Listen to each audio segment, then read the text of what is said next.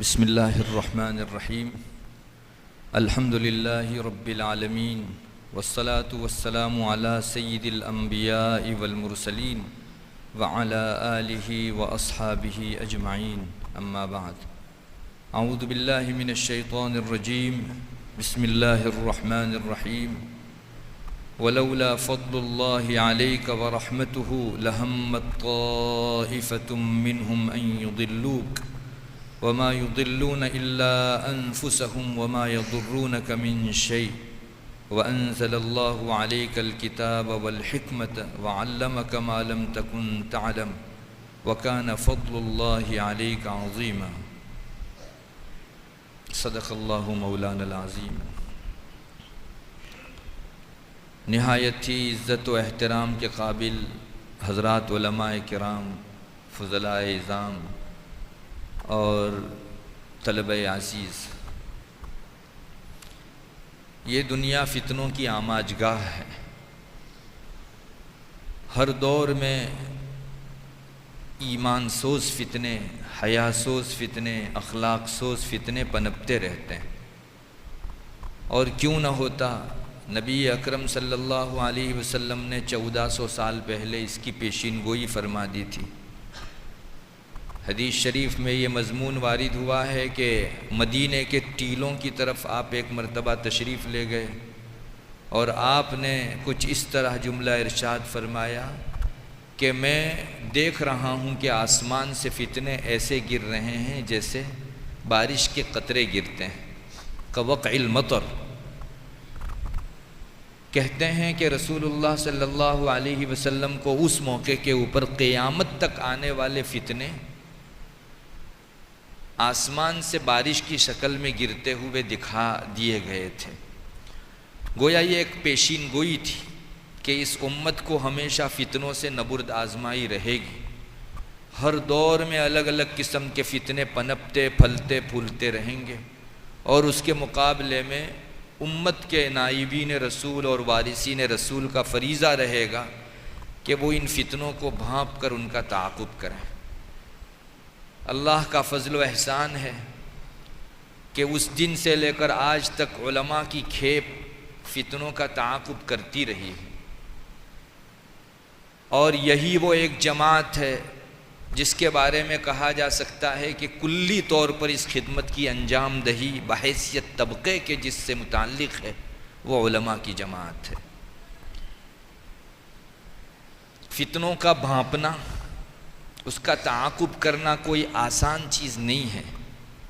فتنہ کہتے ہی ہیں آزمائش کو، جو اپنے دو رخ لیے ہوئے رہتا ہے، جس کا ایک رخ تو بڑا چکنا چپڑا بھلا اور اچھا رہتا ہے، لیکن وہ اپنے درون کے اندر بہت بڑا دجل اور بہت بڑی دھوکہ دہی رکھنے والی چیز ہوتی ہے۔ خاص کر کے پچھلے سالوں سے ہم لوگ دیکھ رہے ہیں کہ کوئی بھی فتنہ آ رہا ہے وہ بلباد حق آ رہا ہے اور اپنے اندر باطل کو چھپائے ہوئے۔ یہ بری فطرت اور سرشت یہودیوں کی رہی ہے۔ قرآن کریم نے ان کو ڈانٹ بھی پلائی ہے، اور ان کے جو احوال کھول کھول کر کہیے، ان کے بخیے ادھیڑ کر جو قرآن کریم نے لگ بھگ پونے پارے میں، شروع پاؤ پارے سے لے کر دوسرے پارے کے شروع تک ان کی جو پولیں کھولی ہیں قرآن کریم نے، قرآن جہاں سے ان کے فتنوں کا آغاز کرتا ہے وہیں کہتا ہے وَلَا تَلْبِسُوا الْحَقَّ بِالْبَاطِلِ۔ یہ یہودیوں کی بری فطرت رہی ہے کہ وہ کبھی برائی کو برائی کی شکل میں پیش نہیں کرتے، وہ حق کے لبادے ہی میں پیش کرتے ہیں، اور ظاہری طور پر تو یہ چیز اتنی مزخرف اور چکنی چپڑی رہتی ہے کہ ظاہر بھی آدمی کو تو اس کے فتنے ہونے کا احساس ہی نہیں ہوتا۔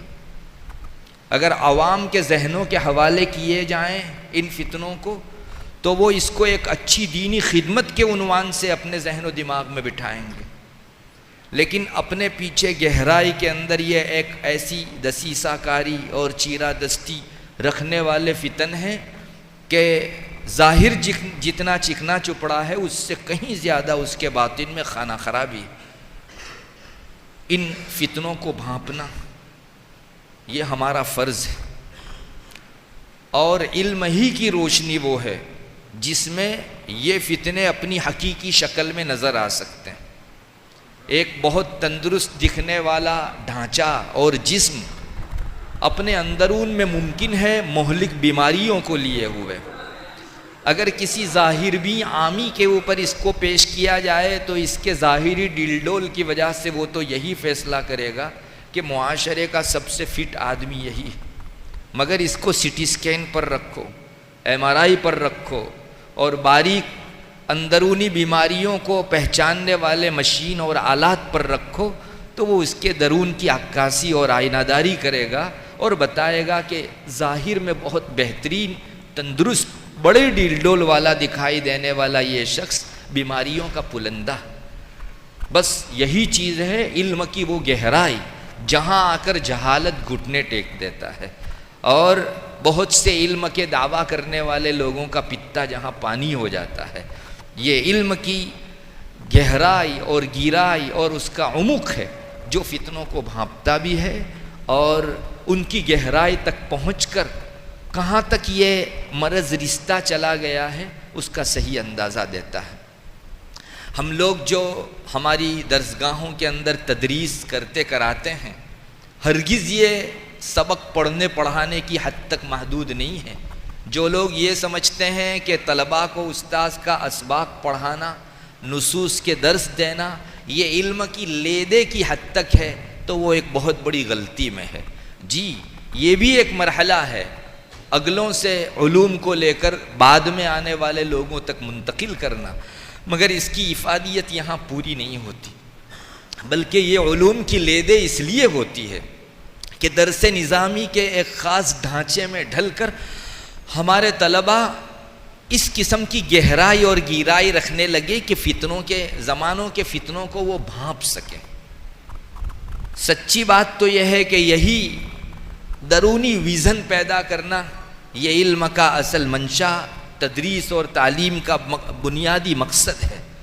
اس لیے اللہ تبارک و تعالیٰ نے تکوینی روح سے درس نظامی کے اندر ایک ایسی بہترین خوبی رکھی ہے کہ جو اس کو کما حقہ پڑھتا ہے از خود اس کے اندر اس چیز کی خوبو آنے لگتی ہے، اور فتنوں کو بھانپنے کا ایک سلیقہ اور ڈھنگ اس کے دل و دماغ کے اندر بیٹھنے لگتا ہے.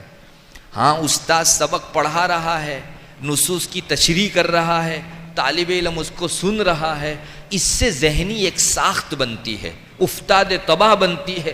انسان کا ذہن ایک خاص قسم کے ڈھانچے میں ڈھلتا ہے، اور طالب علم کو درس نظامی کے ان مراحل پورا کرنے کے نتیجے میں ایک ویژن حاصل ہوتا ہے.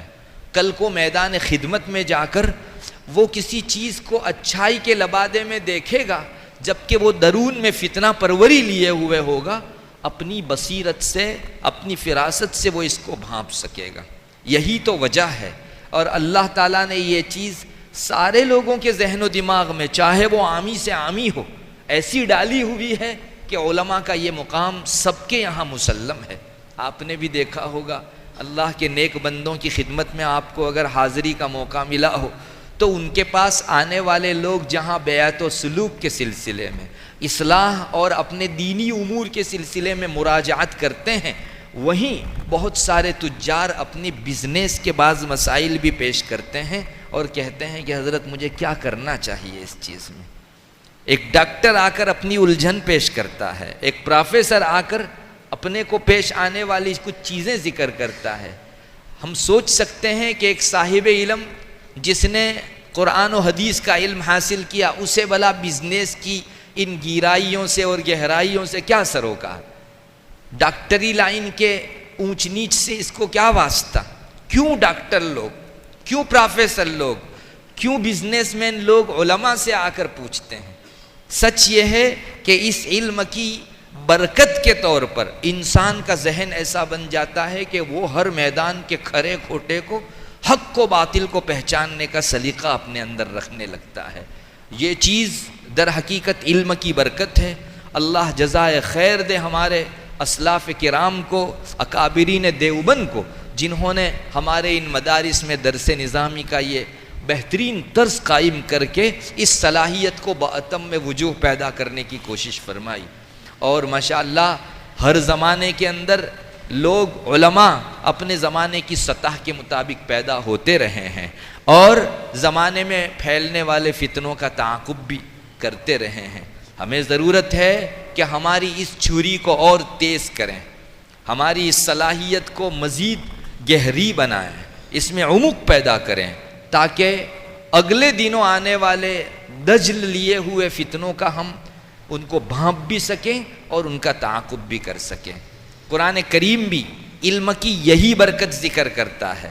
چنانچہ ایک جگہ قرآن کہتا ہے، جو میں نے شروع میں آیت کریمہ آپ کو پڑھ سنائی، اللہ تعالیٰ رسول اکرم صلی اللہ علیہ وسلم کو فرماتے ہیں وَلَوْلَا فَضْلُ اللَّهِ عَلَيْكَ وَرَحْمَتُهُ، اے محمد صلی اللہ علیہ وسلم، آپ پر اگر اللہ کا فضل اور اس کی مہربانی نہ ہوتی، لَهَمَّتْ طَائِفَةٌ مِّنْهُمْ أَن يُضِلُّوكَ، تو ان آپ کے ماتحتوں اور امتیوں کا ایک گروہ ٹھان چکا تھا کہ آپ کو گم کردہ راہ بنا دیں۔ یہ ایسا لہجہ ہے کہ اگر اللہ نہ فرماتا تو ہماری زبان اٹھتی بھی نہیں، اس چیز کو ترجمہ کرتے ہوئے بھی زبان لڑکھڑاتی ہے۔ رسول اکرم صلی اللہ علیہ وسلم جو سرچشمہ ہدایت ہیں، ایک جماعت وہ ہے جو آپ ہی کو گمراہی میں کنورٹ کرنے کی ٹھان رہی ہے۔ وَلَوْلَا فَضْلُ اللَّهِ عَلَيْكَ وَرَحْمَتُهُ لَهَمَّتْ طَائِفَةٌ مِّنْهُمْ أَن يُضِلُّوكَ، اللہ فوراً فرماتا ہے وَمَا يُضِلُّونَ إِلَّا أَنفُسَهُمْ، انہوں نے سرچشمہ ہدایت کی گمراہی کا ارادہ کر کے ہی اپنی ضلالت مول لی، اپنے آپ کے علاوہ کسی اور کو وہ گمراہ نہیں کر رہے ہیں۔ وَمَا يَضُرُّونَكَ مِن شَيْءٍ، محمد تم کو یہ ذرہ برابر نقصان نہیں دے سکیں گے۔ ایک پہاڑ پر اگر بکرا اپنا سر ٹکرائے تو کبھی چٹان چور چور نہیں ہوئی ہے، اس کے سینگ ٹھکانے لگ چکے ہیں۔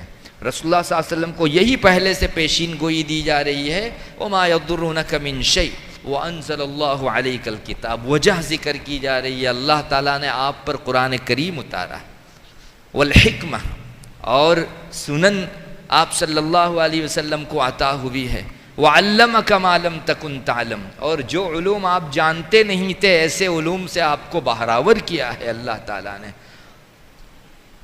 وَكَانَ فَضْلُ اللَّهِ عَلَيْكَ عَظِيمًا، اللہ تبارک و تعالیٰ کا فضل آپ پر بہت بڑا ہے۔ آیت شروع ہو رہی ہے فضل سے اور ختم بھی ہو رہی ہے فضل کے اوپر۔ وہاں بڑے مبہم اور اجمالی انداز کے اندر یہ بتایا گیا کہ اللہ کے فضل و رحمت کی بنیاد پر آپ ان فتنوں سے نہ صرف محفوظ ہیں بلکہ دافع فتن بنے ہیں۔ آپ صرف احیاء سنت کرنے والے نہیں بلکہ بدعت کا قلع کما کرنے والے ہیں۔ آپ صرف ہدایت پھیلانے والے نہیں، ضلالت کے سر کو چور چور کرنے والے ہیں۔ یہ آپ صلی اللہ علیہ وسلم کو کہا گیا، شروع میں تو پتہ نہیں چل رہا ہے کہ وہ فضل و رحمت ہیں کیا، لیکن وَأَنزَلَ اللَّهُ عَلَيْكَ الْكِتَاب سے اس کی تشریح جب شروع ہوئی اور آخر میں وَكَانَ فَضْلُ اللَّهِ عَلَيْكَ عَظِيمًا بتایا گیا، تو یہ نتیجہ ہاتھ لگا کہ وہ فضل مبہم قرآن و حدیث کی تعلیم، نصوص شریعہ اور دینی علوم کی برکتیں تھیں۔ اس آیت کریمہ سے اندازہ لگایا جا سکتا ہے کہ اگر زمانے میں پھیلنے والے فتنوں کو کوئی بھانپ سکتا ہے اور ان کا صحیح تعاقب کر سکتا ہے تو وہ جو حامل علوم قرآنیہ ہو، نصوص شرعیہ کا حامل ہو اور اللہ رسول کی باتوں کا سچا واقف کار ہو، جس کو ہم اپنی زبان میں کہیں صاحب علم، مولوی، فاضل اور اس علم میں گہرائی رکھنے والا شخص ان فتنوں کو بھانپ سکتا ہے۔ بڑا کرم ہے اللہ تعالیٰ کا کہ اس نے لوگوں کے لیے مختلف قسم کی ظاہری خدمتوں کے واسطے میدان آسان کیے، اس نے اپنے دینی اور روحانی اور ایمانی فضا میں لگنے والی آلودگیوں کے ختم کرنے کے لیے ہم علماء کو قبول فرمایا۔ یہ ایک بہت بڑی سعادت کا مقام ہے، یہ وہ کام ہے جو نہایتی گہرے علم کا متقاضی ہے اور ہر ایرے غیرے اس کے تقاضوں کو پورا نہیں کر سکتا۔ اس کی ذمہ داریوں پر ہر آدمی پورا اتر نہیں سکتا۔ پھر قرآن کریم میں جا بجا مختلف ایگزامپلز دے کر یہ بات بھی بتائی گئی کہ جب بھی زمانے کے اندر کسی بھی قسم کا فتنہ اٹھا ہے تو اس میں صاحب علم ہی نے لوگوں کی رہنمائی کی۔ بطور خاص قرآن ایسے فتنوں کے موقع کے اوپر علماء کا تذکرہ کرتا ہے، اور ان کو اللہ تبارک و تعالیٰ نے ان فتنوں سے لڑنے بھڑنے اور ان کا دفاع کرنے کی طاقت و قوت و ہمت دی ہے، اس کا خصوصی تذکرہ کرتا ہے۔ فتنے کئی ہیں، بعض فتنے مالی ہیں اور بعض فتنے دینی ہیں۔ ہر قسم کے فتنے میں ایک ایک مثال آپ کو پیش کروں گا، آپ اگر قرآن کریم میں غور کریں گے اس کے علاوہ اور بھی مثالیں خود قرآن میں آپ کو مل سکتی ہے جہاں اس قسم کے فتنوں کا تعاقب علماء نے کیا ہے۔ مالی فتنے کی جہاں تک بات ہے، قرآن کریم ایک جگہ ذکر کرتا ہے فخرج علی قومہ فی زینتہ قال الذین یریدون الحیاۃ الدنیا یا لیت لنا مثل ما اوتی قارون انہ لذو حظ عظیم۔ قارون کے خزینوں کا حال تو آپ جانتے ہیں، اللہ تعالیٰ نے اس کے ہاتھ میں اتنے خزانے مالی اعتبار سے دیے تھے، حاشیوں میں تفسیر کے حواشی کے اندر لکھا ہے کہ اس کے خزانوں کی چابیاں کئی اونٹوں پر جاتی تھی، تو خزانے کتنے ہوں گے جن کی چابیوں کو اٹھانے کے لیے کئی اونٹ درکار تھے۔ اتنے بڑے خزانے کے مالک قارون کا جب لشکر نکلا تو اس وقت کا نقشہ قرآن کریم کھینچ رہا ہے، حشم خدم کے ساتھ اور ایک بڑی جمعیت اور لشکر کے ساتھ جب قارون نکلا فخرج علی قومہ فی زینتہ، اپنی آن بان شان کے ساتھ، آب و تاب کے ساتھ، آنکھوں کو خیرہ کر دے اس درجہ چمک دمک کے ساتھ، رنگینیوں کے ساتھ یہ آدمی نکلا قارون۔ قال الذین یریدون الحیاۃ الدنیا، جن کو صرف دنیاوی مال و متاع پانے کا ویژن حاصل تھا، صرف دنیاوی مال و متاع ہی سب کچھ ہے اور اسی میں وہ اپنی ساری بیماریوں کا درما سمجھتے ہیں، ان لوگوں نے جب قارون کے اس حشم خدم والے چکنے چپڑے رنگین اور نہایت ہی چمک دمک والے لشکر کو دیکھا تو ان کی زبان سے رال ٹپک گئی۔ قال الذین یریدون الحیاۃ الدنیا یا لیت لنا مثل ما اوتی قارون، اے کاش ہمارے پاس بھی ایسے خزانے ہوتے جو قارون کو دیے گئے، انہ لذو حظ عظیم، وہ بہت بیسٹ لک آدمی ہے، بیسٹ لک کا آدمی ہے۔ دنیا والوں نے چرچا شروع کر دی کہ نصیب دار ہے، بڑی تقدیر کا مالک ہے کہ چند بستیوں کے خزانے ایک آدمی میں سمٹ کر آ گئے۔ تو قرآن ان کی خاص جو ہے لہجے کو بھی ذکر کرتا ہے، حالانکہ یہ چیز شرعی نقطۂ نظر سے ایک نہایتی بدی اور برے وزن رکھنے والی تھی، مگر قرآن ایگزیکٹ ان کا لفظ ذکر کرتا ہے، صرف اتنا بھی کہتا جو ان کی تمنا کے الفاظ تھے، یا لیت لنا مثل ما اوتی قارون، بس تھا، مگر قرآن نے ان کے اندر تک کے جذبات ذکر کیے، کہتا ہے انہ لذو حظ عظیم، بڑے نصیبے والا ہے۔ اس جگہ کچھ اہل علم بھی موجود تھے جنہوں نے بھی اپنی انہی ناسوتی اور بشری آنکھوں سے یہ قارون کا یہ حشم ختم والا لشکر دیکھا، لیکن ان کا ویژن دیکھیے، چیز ایک ہے لیکن دو آدمیوں کی نگاہیں الگ الگ پڑ رہی ہے۔ قرآن فوراً کہتا ہے وقال الذین اوتوا العلم ویلکم ثواب اللہ خیر لمن آمن وعمل صالحا۔ قرآن کریم کہتا ہے تمہارا ناش ہو، کیا ہو گیا تم کو، تعجب ہے تم پر، ثواب اللہ خیر لمن آمن وعمل صالحا، اللہ کا اجر و ثواب اسے جو کچھ دیا گیا اس سے کہیں زیادہ بہتر بھی ہے اور دیر پا بھی ہے۔ جس نے نیک اعمال کیے، ایمان جس کو میسر ہوا، اس کا اجر و ثواب جسے میسر ہوا، یہ آدمی اس سے بھی بڑے نصیبے والا ہے۔ اور یہ مقام کن کو ملتا ہے؟ وَلَا يُلَقَّاهَا إِلَّا الصَّابِرُونَ، یہ ویژن تثبت و جماؤ والوں کو ملتا ہے، جو صرف ظاہر بھی نگاہیں رکھتے ہیں، ان حضرات کی رال تو وہ ٹپکتی ہے جو اگلی آیت میں ذکر کی گئی، جن کے دلوں میں اللہ نے تثبت دیا ہے، جماؤ دیا ہے، صبر و استقلال دیا ہے، وہ حضرات اتنی ساری فتنے کی چیز کی طرف دیکھتے ہوئے بھی صرف رال نہیں ٹپکاتے، بلکہ جن کی رال ٹپکتی ہے ان کی بروقت اصلاح کر کے یہ کہتے ہیں تم جو دیکھ رہے ہو اس کے پیچھے اللہ تعالیٰ کی ایک باطنی نعمت اجر و ثواب کی شکل میں ہے، ایمان و عمل صالح کی شکل میں ہے۔ ہرگز اس طرف تمہاری رال نہیں ٹپکنی چاہیے۔ اللہ تعالیٰ سچ پوچھو تو اصحاب علم کی پیٹھ ٹھپ ٹھپا رہے ہیں، وَلَا يُلَقَّاهَا إِلَّا الصَّابِرُونَ۔ شاباش، واہ رے واہ، یہ تم نے کام کر دکھایا، اور اس دنیا میں رہتے ہوئے بھی تم آخرت کے باسی ہو۔ وہاں سے ملکوتی مخلوق کو جو دکھتا ہے وہ یہاں رہ کر تم دیکھ رہے ہو۔ فرشتوں کے سامنے یہ پوری دنیا کی کوئی حیثیت نہیں۔ حدیث شریف میں آتا ہے ایک مچھر کے پر کے برابر بھی پوری کائنات کی مال و متاع اگر حیثیت رکھتی، اللہ کافروں کو ایک گھونٹ نہ دیتا۔ وہاں سے تو یہ چیز اپنی اس حیت پر دکھتی ہے، مگر اس دنیا میں رہتے ہوئے کسی کو یہ نگاہ حاصل ہو، یہی وہ جوہر ہے، یہی وہ کمال ہے جو علم کا نتیجہ اور علم کا ثمرہ ہے۔ میں پوچھتا ہوں، اس جگہ قرآن کریم نے اس طرح کی اصلاح کرنے والوں کی کون سی صفت ذکر کی؟ وقال الذین اوتوا العلم، صرف اور صرف اسی پر اکتفا کیا۔ اسی سے اندازہ ہوتا ہے کہ جو مالی اور مادی اور اکنومک جتنے بھی فتنے ہیں ان سب کو بھانپنے کی صلاحیت بھی علماء میں ہے۔ یہ علم کا نتیجہ ہو سکتا ہے کہ جہاں سب کو کامیابی اور بابرادی دکھائی دے، اس جگہ صاحب علم اپنی نگاہ باریک بھی ڈال کر اس کے فتنے ہونے کو بھانپ لیتا ہے۔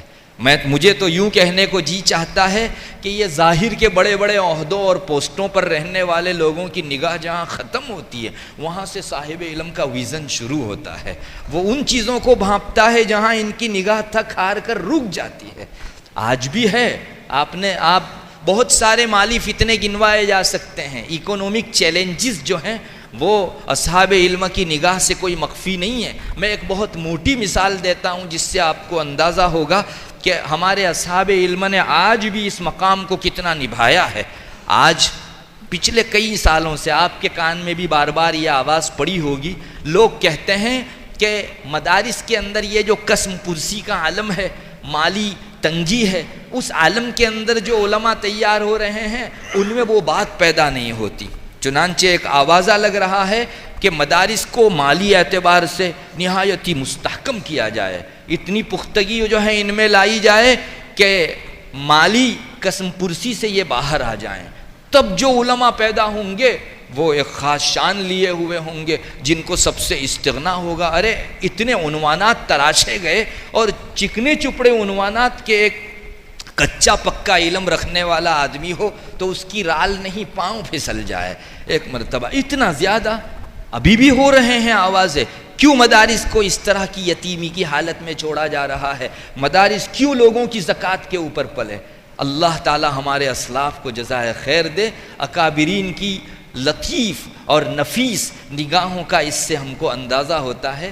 جس وقت دارالعلوم دیوبند کے اصول حشگانہ تیار ہو رہے تھے، اسی وقت ہمارے اکابرین نے یہ چیز ٹھان لی تھی کہ ہمارے یہ مدارس زکوٰۃ کے ٹکڑوں پر پلیں گے تو چلے گا، لیکن حکومتی امداد یا کسی ایسے ادارے کی امداد جو حکومت سے وابستہ ہے ہم کو نہیں لینی ہے۔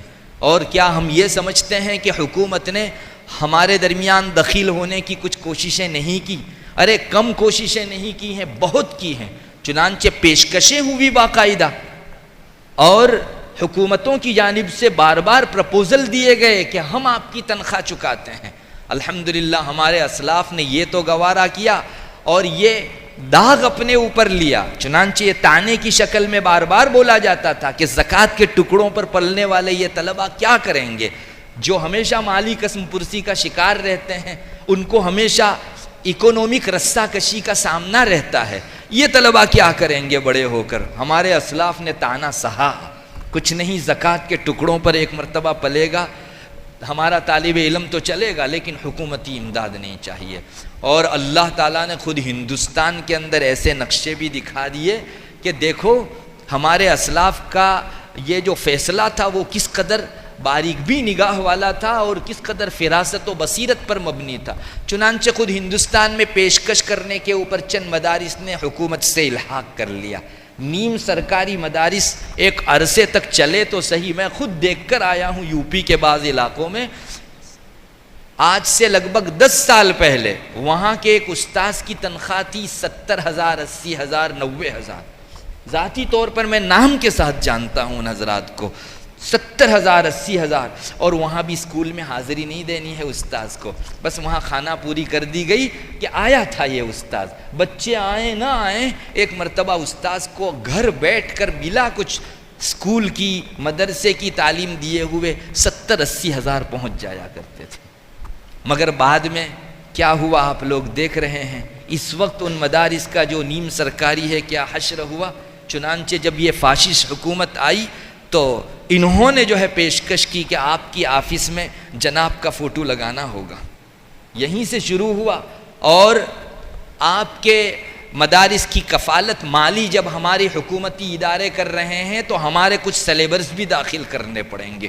یہی وہ چیز تھی جس کو ہمارے اکابرین نے ان دنوں بھانپ لیا تھا جبکہ یہ نظر کسی کو نہیں آتی تھی، اور ہمارے بعد گریجویٹ اور کوالیفائڈ لوگوں نے تو بڑی تاکید بھی کی تھی، اور شاید علماء کو کوسا بھی تھا ان دنوں کہ انہیں سمجھ میں کچھ نہیں آتا، یہ بس ایک کنویں کے مینڈک ہے۔ آج ہم کو پتہ چل رہا ہے کہ کنویں کا میڈک کون تھا اور جہاں بھی کون تھا۔ الحمدللہ ہمارا سینہ چوڑا ہے آج، الحمدللہ ہم نے حکومتی امداد نہیں لی، آج تک مدارس بہت سے جو کیپیبل مدارس ہیں جنہوں نے حکومتی امداد سے اپنے دامن کو ہمیشہ بچائے رکھا ہے، حکومتیں عصری تعلیم کے ان سلیبس کو داخل نہیں کر سکی ہے۔ یہ ایک بہت بڑا فتنہ تھا، جس فتنے کو اگر ہم لوگ اپنے اوپر اوڑھ لیتے تو مدارس سے نکلنے والی یہ پروڈکٹ اور عالمانہ شان لیے ہوئے یہ طلبہ جو فتنوں کو بھانپے اور ان فتنوں کا تعاقب کرے ہمارے ہاتھ نہ لگتے۔ ارے جس نے فتنہ پروری کی خوراک کھائی ہو وہ دافع فتنہ بن کیسے سکتا ہے؟ الحمدللہ ہمارے پیٹ میں یہ غذا گئی نہیں، اور ان حضرات کی امداد یوں ظاہری اعتبار سے بڑی تن پسندی کے اوپر مبنی تھی، اور کچھ نہ کر کے بہت کچھ حاصل کرنے کے درجے کی چیز تھی۔ مگر ہم شکر کرتے ہیں اللہ کا، 20,000 25,000 اور 12-15,000 میں گزارا کرنے والے یہ لوگ اپنی اصلیت پر آج بھی باقی ہیں۔ چنانچہ ان میں سادگی رہی، اور قوم کی زکوٰۃ کا پیسہ کھانے کے نتیجے میں حکومتی پیسوں کی امداد کے جو برے اثرات تھے ان سے محفوظ رہے۔ ویژن مجروح نہیں ہوا ان لوگوں کا، اس میں کوئی دھندلاپن نہیں آیا۔ ہاں علمی کمزوری کی وجہ سے شاید فتنے کو بھانپنے میں ابھی دیری اور دوری ہو رہی ہے، لیکن فی الجملہ کچھ مدت بعد کچھ نہ کچھ جو ہے اس کا حاصل ہمارے ہاتھ میں ضرور ہے۔ تو میں آپ کو یہی دکھانا چاہتا ہوں، یہ ایک مالی فتنہ تھا، اور الحمدللہ یہ زکوٰۃ کے نظام پر چلنے والے مدارس کا سسٹم ایسا محیر العقول ہے کہ بہت سوں کو سمجھ میں نہیں آتا۔ شیخ عائز القرنی پچھلے دنوں ہندوستان آئے تھے، آپ لوگوں کو بھی علم ہوا ہوگا، ہمارے جامعہ میں بھی آئے تھے۔ میں نے سنا جاتے وقت انہوں نے ایک تعجب کا اظہار کیا تھا۔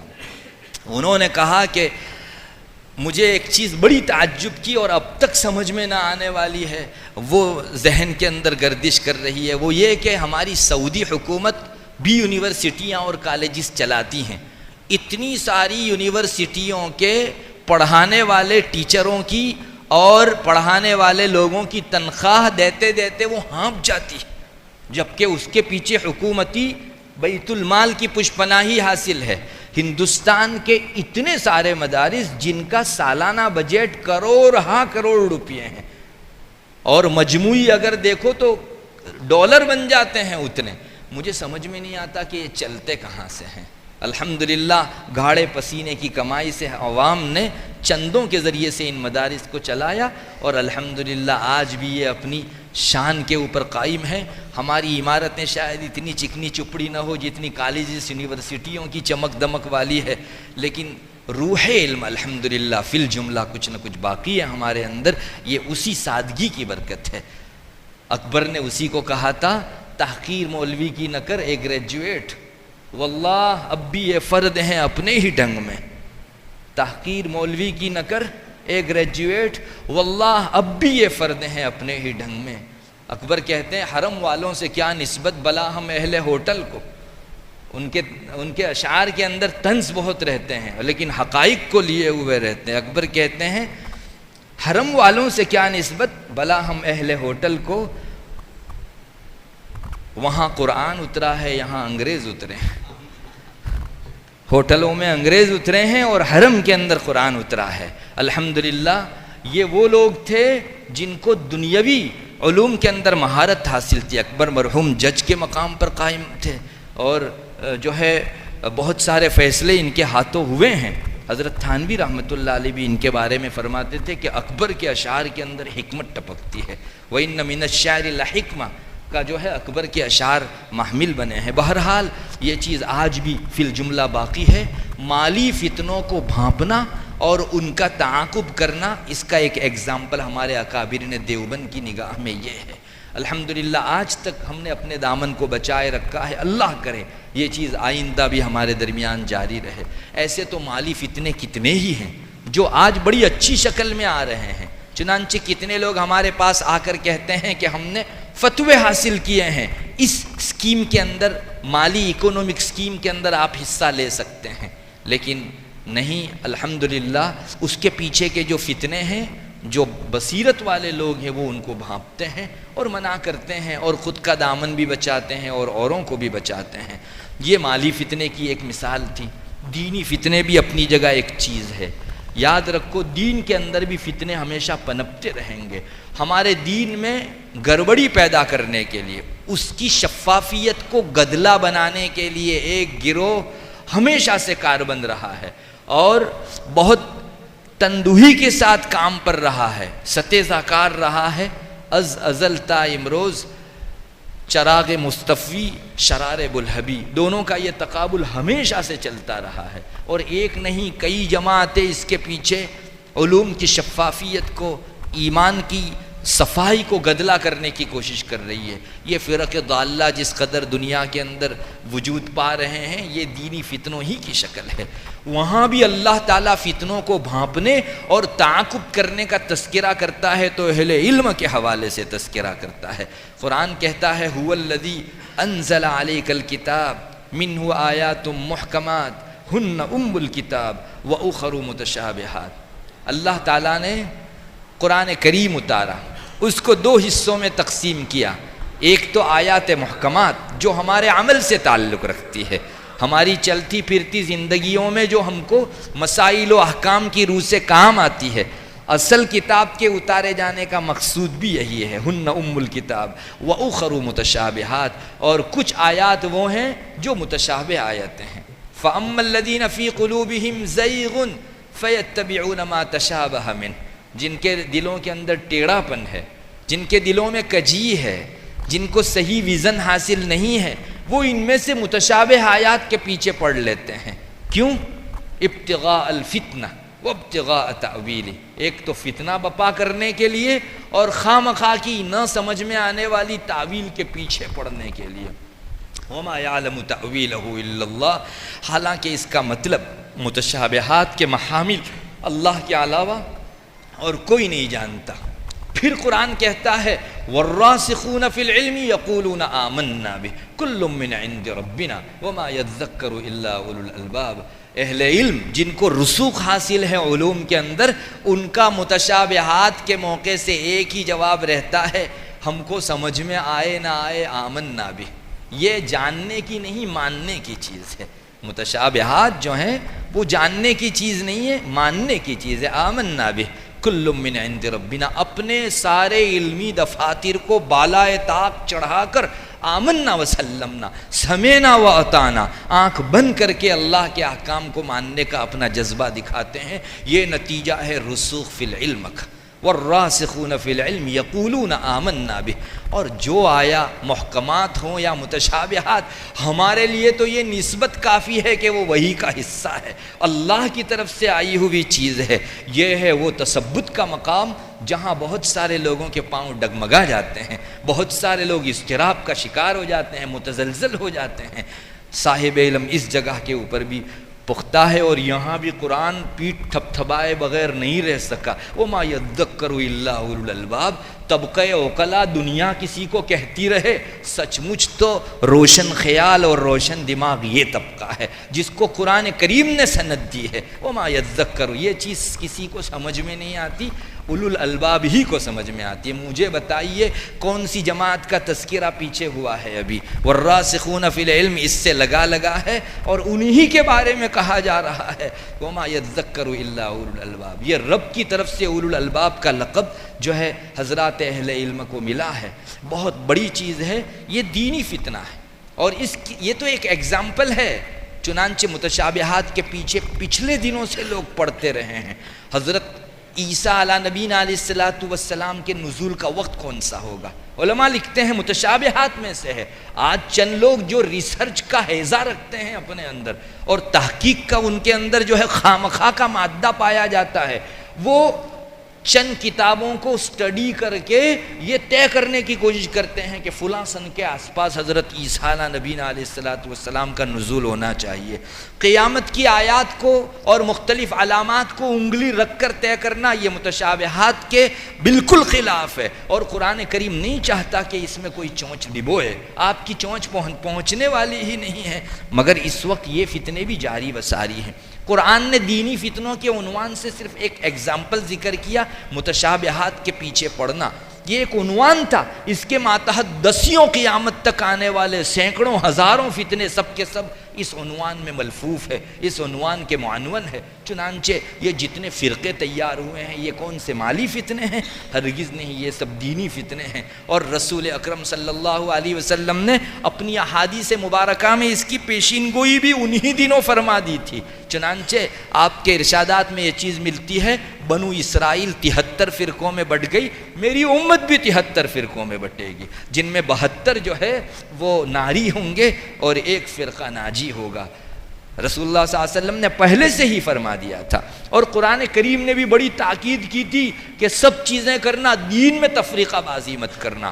پچھلے سارے انبیاء علیہم السلام کی جو کامن تعلیم رہی ہے، آپ کو معلوم ہونا چاہیے کہ قرآن کریم نے بعض خصوصیات احکام کے اندر وہ ذکر کی ہیں جو اس امت کے خواص ہیں، لیکن بعض کامن تعلیمات ذکر کی ہے۔ کوئی نبی ایسا نہیں تھا جس نے اپنی امت کو یہ تعلیم نہ دی ہو۔ ایسی بھی چند تعلیمات قرآن کریم عنوان کے ساتھ ذکر کرتا ہے، ان میں سے ایک یہ بھی ہے، شرع لکم من الدین ما وصی بہ نوحا والذی اوحینا الیک وما وصینا بہ ابراہیم وموسیٰ وعیسیٰ ان اقیموا الدین ولا تتفرقوا فیہ کبر علی المشرکین ما تدعوہم الیہ۔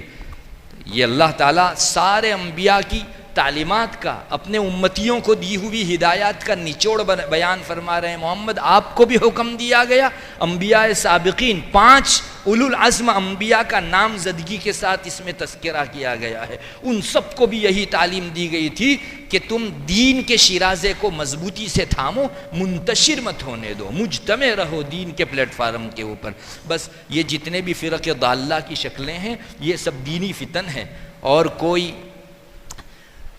گیتا، رامائن یا دوسری کتابوں کے حوالے سے فتنے نہیں آتے، انہی آیات سے استدلال کر کے فتن تیار ہوتے ہیں، فرق ضالہ تیار ہوتے ہیں۔ ابن ماجہ شریف میں رسول اللہ صلی اللہ علیہ وسلم کی یہ روایت ہے، آپ نے یہ ارشاد فرمایا ہے جس کا خلاصہ یہ ہے کہ میری حدیث جب سنو تو سب سے زیادہ الیق، سب سے انسب اور سب سے زیادہ اچھا محمل اس کے لیے تلاش کرو۔ پتہ چلا کہ اور بھی بعض محمل ہو سکتے ہیں اس حدیث شریف کے، جن میں اگر تم جاؤ گے اور ان کو طے کرنے جاؤ گے تو نہ صرف یہ کہ گم کردہ راہ بن جاؤ گے بلکہ فرق ضالہ کے بانی بن جاؤ گے۔ جتنے بھی فرق ضالہ ہیں ان سب کا بھٹکنا ہوا ہے نصوص ہی سے، ان کا استدلال نصوص ہی سے۔ آپ دیکھ لیجئے ہمارے رب کا یہ ارشاد تب اتم وجوہ ہم کو سمجھ میں آتا ہے، یضل بہ کثیرا ویہدی بہ کثیرا۔ مثال ایک ہے لیکن کوئی اس سے راہیاب ہوتا ہے اور کوئی گم کر دہ رہا ہوتا ہے۔ اور تعجب ہے قرآن کریم میں ویسے واو ہمارے یہاں اصولی روح سے ترتیب کے لیے نہیں آتا، مگر قرآن کسی کو پہلے اور کسی کو بعد میں رکھتا ہے تو کچھ نہ کچھ تو اس میں حکمت رہتی ہے۔ قرآن نے یضل بہ کثیرا کو مقدم رکھا ہے اور ویہدی بہ کثیرا کو بعد میں رکھا ہے، چونکہ اگر محنت نہیں کی جاتی اور ویژن نہیں بنایا جاتا تو عام طبیعت ہے تو اس سے دلالت ہی پائے گی۔ اسی لیے عوام کو منع کیا جاتا ہے کہ آپ خود تفسیر کا مطالعہ مت کرو، چونکہ بہت ساری منسوخات ہیں، بہت ساری ایسی آیات ہیں جو ہیں مقید لیکن اتری ہیں مطلق، دوسری جگہوں سے تقید لگائی جاتی ہے۔ اب اگر ایک غیر صاحب علم عامی بذات خود بلا کسی کی رہنمائی کے اسٹڈی سے قرآن کریم کی تفسیر پڑھے گا تو بہت ممکن ہے کہ وہ ضلالت کا شکار ہو جائے۔ اسی لیے ہمارے اسلاف حدیث شریف کی جو مطولات ہے ان کے اردو ترجمے کو پسند نہیں کرتے تھے، چونکہ ان حدیثوں کے پیچھے بعض تشریحات ہیں، اگر ان کو ساتھ میں نہ چھاپا جائے اور شائع نہ کیا جائے تو پھر بہت سے لوگوں کی گمراہی کا یہ چیز سبب بنے گی۔ چنانچہ ایک عامی شخص آج مول صاحب کو پکڑ کر کہتا ہے تامین بالجہر کے سلسلے میں اتنی بخاری کی واضح حدیث ہونے کے باوجود بھی تم حضرات جو ہے کیوں پیچھے ہو؟ تسمیہ بالجہر، فاتحہ خلف الامام، اس قسم کے مسائل میں واضح ارشادات کے ہوتے ہوئے بھی تم حنفیہ خلاف ورزی کرتے ہو۔ یہ حوصلے ان عوام کو کہاں سے ملے؟ یہی ترجمہ، ورنہ ان کی بساط کہاں تھی کہ وہ عربیت کی گہرائی تک پہنچ سکے؟ بہرحال دینی فتنے ہمیشہ سے پنپتے پھلتے پھولتے رہے۔ آج کے زمانے میں بھی جتنے فرق ضالہ ہیں ان سب کی جڑ بھی یہی دینی فتنے ہیں۔ اللہ تبارک و تعالی خود آیت کریمہ میں کیا فرماتے ہیں؟ ان فتنوں سے نبرد آزمائی کے لیے، نپٹنے کے لیے اگر کوئی چیز کام دے سکتی ہے تو وہ رسوخ فی العلم ہے۔ اللہ نے کوئی اور وصف یہاں نہیں ذکر کیا، رسوخ فی العلم کا وصف ذکر کیا۔ پتہ چلا کہ جو اس سے لیس ہوگا، جو اس سے اپنے آپ کو پریپیئر کیے ہوئے ہوگا، وہ آدمی خود بھی بچ سکے گا اور اوروں کو بھی بچا سکے گا۔ یہاں تک کہا جاتا ہے کہ اللہ تبارک و تعالیٰ نے قرآن کریم میں پچھلے امم کے حالات بھی ذکر کیے ہیں، انبیاء کا ان کے درمیان تبلیغ کرنا بھی ذکر کیا ہے، اور قوم کا ان کو جواب دینا یہ بھی جو ہے ذکر کیا ہے، اور ایک سے زیادہ جگہوں پر الگ الگ پیرایوں میں۔ کبھی تعجب ہوتا ہے کہ ایک ہی نبی کا یہ تذکرہ فلاں جگہ آ گیا، اس جگہ واپس لایا جا رہا ہے، اور اس قدر تفصیل کے ساتھ کہ حضرت صالح نے دعوت میں یہ الفاظ اپنائے، قوم نے یہ جواب دیا، قوم کی یہ بیماری تھی، انہوں نے دکھتی رگ پر اس طرح سے ہاتھ رکھا، آخر انجام کار یوں ہوا۔ ان سب اتنی تفصیل کے ساتھ جو ہے انبیاء سابقین اور امم سابقہ کے احوال کو ذکر کرنے کی کیا وجہ؟ علماء فرماتے ہیں کہ اگلے دنوں اس امت میں جو مختلف فرقے آئیں گے وہ ان پچھلی امتیوں کی سرشت اور فطرت سے باہر نہیں ہوں گے۔ کوئی بھی فرقہ ہوگا کسی نہ کسی سے اس کی لنک جڑی ہوگی۔ بعض لوگوں کی بری طبیعتیں قوم لوط سے جڑی ہوگی۔ آج اس وقت امت میں جو فتنے پنپ رہے ہیں ان میں سے بعض فرقے والے اپنی درونی طبیعت کے اعتبار سے قوم سمود سے ہم آہنگی رکھتے ہوں گے۔ بعض لوگوں کے دل و دماغ میں جو فساد ہوگا وہ قوم عاد کا سا فساد ہوگا۔ ہم کو تفسیر میں قرآن کریم میں نظر ڈال کر یہ طے کرنے کی ضرورت ہے کہ کون سا فرقہ کون سی قسم کی طباع رکھتا ہے، اور اس کے طے کرنے کے بعد تو اگلا مرحلہ آسان۔ اس نبی نے اس کو فروغ کرنے کے لیے، اس کو کافور کرنے کے لیے کیا طریق اپنایا؟ پچھلے امتیوں میں جو جو بری چیزیں پائی جاتی تھی اس امت کے مختلف فرقوں میں وہ ضرور پائی جائے گی، اسی لیے ان کے احوال ذکر کیے گئے۔ ہمارے لیے ایک بہترین راہ نکل آئی، لیکن غور و فکر کی ضرورت ہے۔ آپ نے دیکھا ہوگا پہلے سے ہی فرق ضالہ کا تعاقب ہمارے اکابرین کرتے آئے ہیں۔ ابھی تو حدیث شریف مدون ہو رہی ہے، بخاری سے لے کر صحاح ستہ کی آخری کتاب تک، ابن ماجہ، سب کتابوں میں آپ دیکھیں گے جہاں اور عنوانات قائم کیے، فصل فی الخوارج، باب فی الجہمیہ۔ یہ کیا چیز تھی؟ رسول اکرم صلی اللہ علیہ وسلم کے وہ ارشادات جہاں غلط نظر ڈال کے، اجتہادی شان نہ ہونے کے باوجود بھی اندر اتر کر جو لوگ گمراہ ہوئے ان لوگوں کے مستدلات ذکر کیے گئے اور ان کا توڑ ان ابواب کے ماتحت ذکر کیا گیا۔ حالانکہ اس زمانے میں باہر کی چیزیں داخل کرنے کا عام رواج نہیں تھا۔ عنوانات میں بھی لوگ محدثین بڑے بخیل رہے ہیں، وہ اپنی طرف سے کوئی عنوان بھی قائم کرنے کے روادار نہیں ہیں۔ مسلم شریف میں آپ دیکھ سکتے ہیں امام مسلم رحمۃ اللہ علیہ نے اس خوف سے کہ ہماری باتیں حدیث سے کہیں گل مل نہ جائے، انہوں نے عنوانات بھی قائم نہیں کیے۔ مسلم شریف میں کوئی باب، کوئی عنوان نہیں قائم کیا ہے۔ یوں بہت پھونک پھونک کر بولنے والے محدثین کیوں باقاعدہ فصل فی الخوارج، اور جہمیہ کے سلسلے میں اور معتزلہ کے سلسلے میں ابواب قائم کر کے اس کی حدیثیں لا رہے. یہی وہ فتنوں کو بھانپنا اور ان کے تعاقب کرنے کا طریقہ تھا.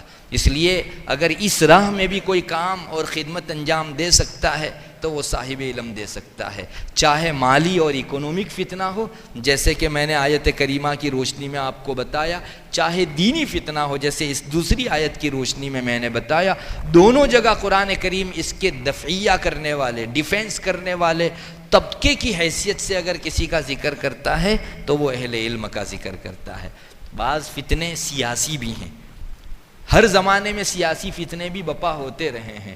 چنانچہ خارجی احوال تکوینیات کی روح سے بھی بہت سارے فتنے بپا ہوتے ہیں, مگر ہمیں یہ تعلیم دی گئی ہے کہ ان تکوینیات کے پیچھے اپنی صلاحیت کو بگاڑ کر جو شرعیات ہیں, تشریعیات ہیں, ان سے اپنے دامن کو بچانا عقل مندی نہیں ہے. اسی لیے آپ نے دیکھا ہوگا اتنے سیاسی اتار چڑھاؤ آئے اتنی صدیوں کے اندر, ہمارے اسلاف نے براہ راست ڈائریکٹ ان سیاسی فتنوں کی نشاندہی کی ضرورت بھی نہیں سمجھی, نہ ہی اس سلسلے کے اندر دفعیے کی کوشش انہوں نے کی.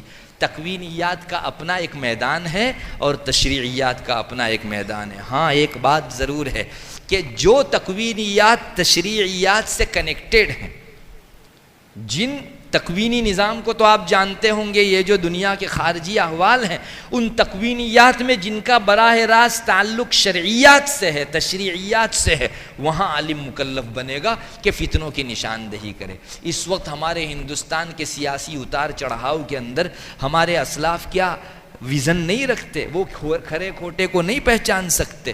ارے آپ ان کے پاس جاؤ اور پوچھو تو وہ وہاں سے بات شروع کریں گے جہاں سوچ کر ہم آج تک پہنچے ہیں. لیکن کیا ضرورت ہے, تکوینیات میں آدمی بے بس ہے. اللہ نے جو طے کیا پوری دنیا مل کر اس کو روک نہیں سکتی. یہ بھی ایک ہمیں اہل علم کو سیکھنے کی چیز ہے کہ براہ راست تکوینیات ہمارا موضوع نہیں رہا ہے. آج ایک مصیبت یہ بھی ہو گئی ہے کہ حدیث شریف کے اندر جو تکوینیات بتائے گئے ہیں ان کے پیچھے ہم مستقل صلاحیت لگا رہے ہیں, اور اس کی وجہ سے تشریعیات کا جو وظیفہ ہے وہ ہمارا کورا رہ رہا ہے. رسول اللہ صلی اللہ علیہ وسلم نے علامات قیامت بیان فرمائی. کیا یہ علامات قیامت جو ہے بذات خود مقصود ہیں؟ اب سورج اگر مغرب سے نکلے گا میں اور آپ اور پوری دنیا ٹال سکنے والی ہے.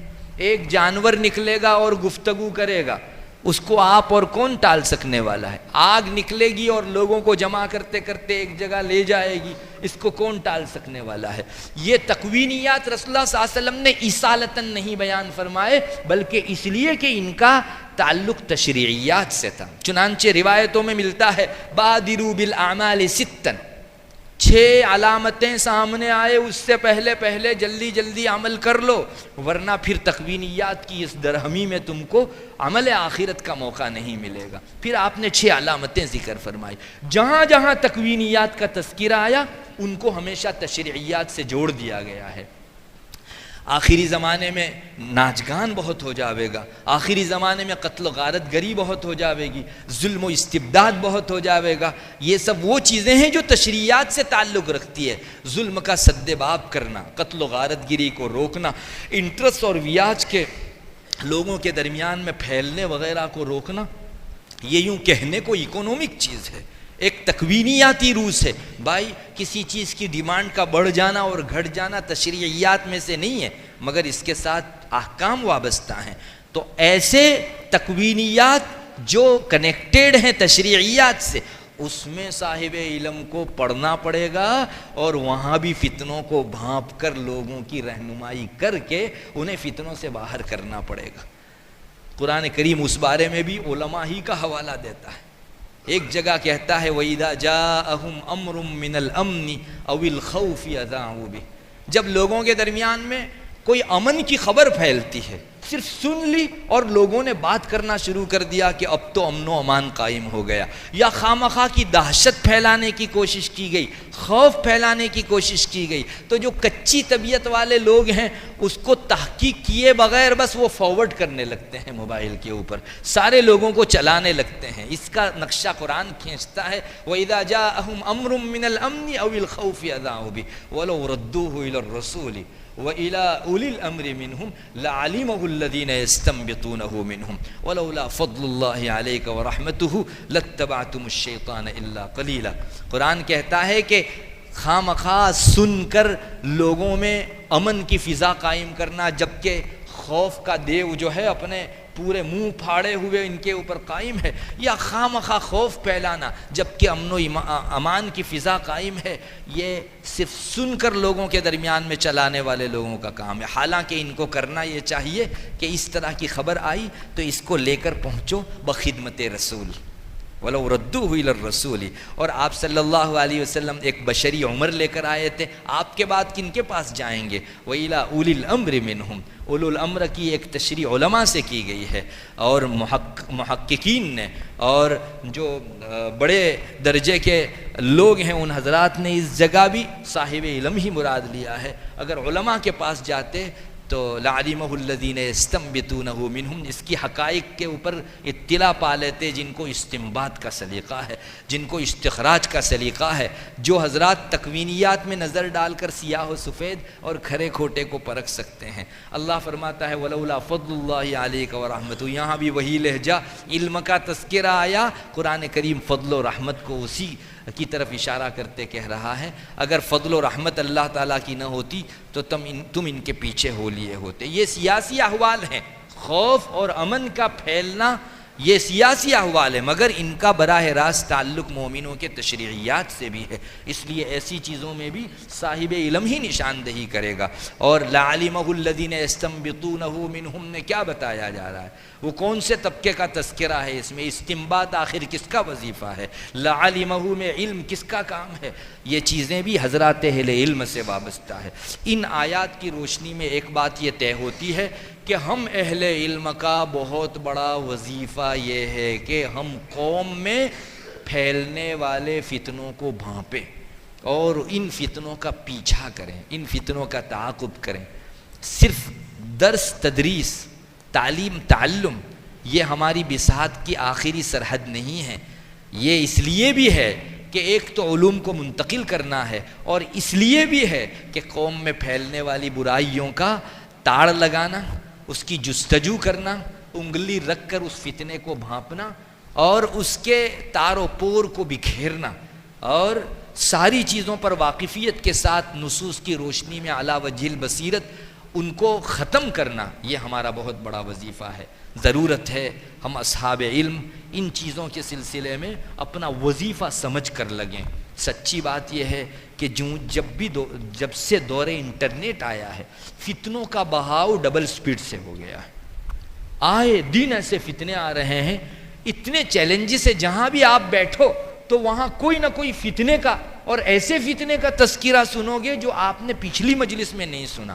ایک صاحب علم کتنے محاذ پر لڑے، لیکن لڑنا پڑے گا آپ کو۔ آپ اس فتنے کی گیرائی کو اور اس کے جو ہے اندر پھیلے ہوئے تار و پور کو تو جانو، اس کے بعد آپ اس کا تعاقب کرو۔ اس لیے بہت بنیادی ضرورت اور فریضہ ہمارا اس وقت یہ ہو گیا ہے۔ اس وقت جو برائیوں کی ریل پیل بہت دکھائی دے رہی ہے، ان میں ایک تو تکوینیات کا بھی دخل ہے۔ رب تعالیٰ نے طے کر دیا ہے قیامت سے جتنے قریب ہوتے جائیں گے برائیاں پھیلے گی، خیرات اٹھے گی، لیکن یہ تکوینیات کا سہارا لے کر ہم کل کو اللہ کے حضور عذر نہیں کر سکیں گے کہ اللہ تو نے تکوین ہی ایسی کی تھی کہ برائیوں کو پھیلنا تھا۔ نہیں، آپ نے اپنا وظیفہ کتنا انجام دیا، ہم تو اس کے مسئول ہیں۔ آپ اس کے مکلف نہیں ہیں کہ نتیجہ لے کر آئیں، لیکن کوشش کرنے کے مکلف ضرور ہیں آپ۔ اس لیے ہمیں چاہیے کہ ہم لوگ ان فتنوں کو بھانپنے کے لیے جن چیزوں سے ہم کو لیس ہونے کی ضرورت ہے ان چیزوں سے لیس ہوں۔ سب سے بنیادی چیز تو علم میں گہرائی ہے، اس کے ذریعے سے آدمی فتنوں کو بھانپ بھی سکتا ہے اور حوادثات کا نصوص کے ساتھ انتباہ بھی کر سکتا ہے۔ سب سے زیادہ اس چیز کی ضرورت ہے، اور اللہ برا کرے موبائل کا اور برا کرے نیٹ کا، جس نے ہمارے اس شعبے کے اندر اتنی کمزوری لا دی ہے کہ آج بہت سارے اہل علم بھانپ ہی نہیں پاتے کہ یہ فتنہ ہے۔ چنانچہ پڑھنے کے بعد جب کسی دوسرے کی طرف سے توجہ دلائی جاتی ہے تو مثل عوام کے وہ بھی اب شرمندگی کے ساتھ اس میں سے اپنا ڈالا ہوا ہاتھ نکالتے ہیں۔ یہ بہت شرمندگی کا، ندامت کا موقع ہے، اور میں تو جہاں تک غور کیے ہوئے ہوں اس میں ہمارے مطالعے اور علمی گہرائی کی کمزوری کا بہت بڑا دخل ہے۔ کتابوں میں آپ صرف طالب علم کو مطمئن کر دیں، بہترین سبق پڑھا دیں، یہ آپ کی معراج نہیں ہے، بلکہ ایک بہت بنیادی چیز یہ بھی ہے کہ علم کی گہرائی کے ساتھ آپ ان طلباء کو نشاندہی کریں ایسے فتنوں کی جو زمانے کے اندر نئے نئے اٹھے ہیں، پرانے سے چلے آ رہے ہیں، ان فتنوں کی نشاندہی بھی صاحب علم کا تذکرہ ہے۔ امام محمد رحمۃ اللہ علیہ کے اس جملے میں ہماری ذمہ داری کا کتنا بہترین آئینہ ہے۔ امام محمد رحمۃ اللہ علیہ رات بھر کتاب کا مطالعہ فرماتے تھے۔ کسی نے پوچھا حضرت آرام کر لیے ہوتے اور تھوڑا سا اپنے اوپر رحم کیے ہوئے ہوتے، تو امام محمد رحمۃ اللہ علیہ نے فرمایا بھائی پوری قوم اس امید کے اوپر میٹھی نیند سوتی ہے کہ کل کو صبح کوئی بھی مسئلہ، کوئی فتنہ، کوئی چیز پیش آئے گی، محمد سے جا کے پوچھ لیں گے۔ اگر محمد سو جائے تو لوگوں کی ان ضرورتوں کی تکمیل کون کرے گا؟ یہ بہت بڑا جملہ تھا۔ اپنی نیند قربان کر کے، اپنا آرام آگے پیچھے کر کے لوگوں کے لیے فتنوں سے بچاؤ کا سامان پیدا کرنا، یہ ہمارا وظیفہ ہے۔ اور اسلاف نے اپنی زندگی کو نچوڑ کر، اپنی ذات کو گھس کر اس کام کو انجام دیا ہے۔ ہم لوگوں کو اب پوری تندہی کے ساتھ فتنے جس تیزی سے آ رہے ہیں اس سے ڈبل تیزی کے ساتھ اس کے مقابلے کے لیے پریپیئر ہونا پڑے گا، اور اس کے لیے سب سے بنیادی چیز یہی ہے کہ آپ مطالعہ کیجئے ہمارے اسلاف کے احوال کا۔ سب سے بنیادی چیز تو نصوص کا مطالعہ۔ نصوص میں اللہ نے اتنا پاور رکھا ہے، فتنے جتنے پھسپھسے ہیں نصوص اتنی قوی ہے۔ یہ تو ہماری کمزوری کی وجہ سے ان کو طاقت ملی ہے، باقی ان کید الشیطان کان ضعیفا۔ اللہ سرچشمہ قباحت و شناعت شیطان کے داؤ پیچ کے بارے میں فرماتا ہے کہ وہ بالکل ضعیف ہے، تو اس کے شتنگروں کے ذریعے سے پھیلائے گئے یہ چھوٹے چھوٹے داؤ پیچ وہ آخر اضعاف کیوں نہیں ہوں گے؟ لیکن ان کی طاقت ہماری کمزوری ہے، ہم کمزور پڑے تو ان کو طاقت آ گئی۔ لومڑی جس دن قوی ہوئی تو آپ کو یہ دیکھنے کی ضرورت نہیں ہے کہ لومڑی نے کون سے وٹامنس لیے، شیر جب سے کمزور پڑا لومڑی جو ہے اس دن سے بادشاہ بنی۔ تو ان کی طاقت جو ہم کو دکھائی دے رہی ہے وہ ہمارے کمزور پڑنے کی وجہ سے۔ فتنے جو آج ناقابل حل نظر آ رہے ہیں وہ ہماری کوششوں کے ماند پڑ جانے کی وجہ سے۔ اس لیے اس کو اپنا وظیفہ سمجھو، نصوص میں گہرائی سے نظر ڈالو۔ اللہ تبارک و تعالیٰ کی آیات میں اگر کوئی آدمی غور و فکر کرے انشاءاللہ تبیان لکل شیء، کوئی مبالغے پر مبنی کلام نہیں ہے، ہر چیز کا بیان ہے اس میں۔ قیامت تک آنے والے ایک ایک فتنے کا حل اس میں موجود ہے۔ آج جو ہے ہماری جو تاریخ ہوئی ہے اس تاریخ کو اتنے بجے ہیں، اتنے بجے اگر دنیا کے کسی کونے میں کوئی فتنہ رونما ہوتا ہے، ہمارا ایمان یقین ہے کہ قرآن کریم میں اس بارے میں رہنمائی موجود ہے۔ ضرورت ہے نکالنے والوں کی، تفسیر میں گہرائی پیدا کیجئے، گہرائی پیدا کیجئے۔ مجھے ایک شکایت ہے کہ ہم لوگوں نے تفسیر کے شعبے کو ایک سطحی، سرسری اور پھسپھسا سمجھا ہے۔ سمجھتے ہیں کہ جلالین گزر گئی ایک مرتبہ نگاہ سے تو آدمی مفسر بن گیا۔ ارے ایک سال میں 1 گھنٹے میں 30 پاروں کی تفسیر پر کوئی قادر ہو سکتا ہے؟ یہ ایک عبور و مرور سے زیادہ کچھ نہیں، ایک مس ہو جائے، ایک ٹچ ہو جائے، کل کو اس کو اگلے میدان کے اندر مزید درک حاصل کرنا ہو تو اس کے لیے ایک جو ہے راہ طے ہو جائے، اس سے زیادہ کچھ نہیں۔ یہ بہت غلط فہمی پر مبنی ہے کہ جلالین پڑھ لی تو آدمی مفسر بن گیا، نہیں، بہت گہرائی ہے اس میں۔ آپ ما لہو و ما علیہ کو دیکھ کر پھر حوادثات کا انطباق نصوص پر کر سکتے ہیں۔ اس لیے بہت ضرورت ہے کہ ہمارے جن طلباء میں تفسیری صلاحیت ہم لوگ دیکھیں ان کو تخصص فی تفسیر کرائیں۔ مجھے بھی اس کا اندازہ نہیں تھا، چند سالوں سے مجھ کو اس میں تدریس کا موقع ملا ہے۔ ہمارے یہاں جامعہ میں تخصص فی تفسیر ابھی 4-5 سال ہوئے قائم ہوا ہے، تو میں اب محسوس کر رہا ہوں کہ آخر تفسیر کیا چیز تھی اور کیوں اس کی مستقل ضرورت ہے۔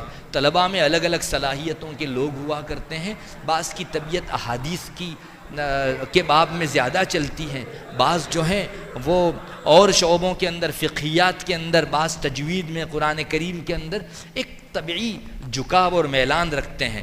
بعض طبیعتوں میں تفسیر کا بڑا ملکہ رہتا ہے، ان کو ایک پیاس رہتی ہے، انہیں ضرور چاہیے کہ وہ تخصص فی تفسیر کے لیے اپنے آپ کو پیش کریں، نصوص میں گہری نظر ڈالنے کے لیے اس کے ٹریک کو جاننا، اصول سے واقف ہونا بہت ضروری ہے۔